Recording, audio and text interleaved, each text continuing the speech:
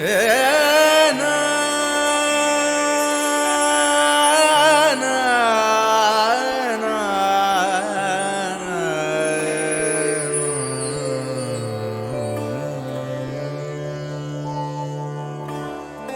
श्री मंत्रपुष्पांजलि।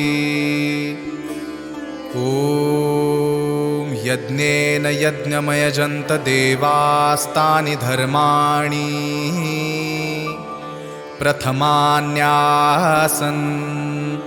तेहनाकं महिमानः सचन्त यत्र पूर्वे साध्यः सन्ति देवः। ॐ राजाधिराजाय प्रसह्यसाहिने नमो वयं वै श्रवणाय कूर्महे।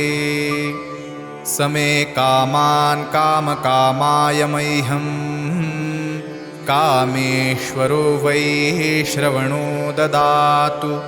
कुबेराय वै श्रवणाय महाराजाय नमः।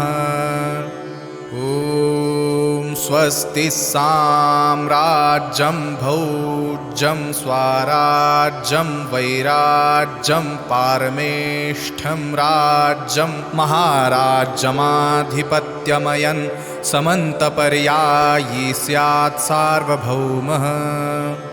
सार्वायुष आन्तादापरार्धात् पृथिव्यै समुद्रपर्यन्ताया एकराळिति तदप्येष श्लोकोऽभिगितो मरुतः परिवेष्टारो मरुतस्यावसन् गृहे आवीक्षितस्य कामप्रेर्विश्वे देवः सभासद इति। ॐ एकदन्ताय विद्महे वक्रतुण्डाय धीमहि तन्नो दन्तिः प्रचोदयात्।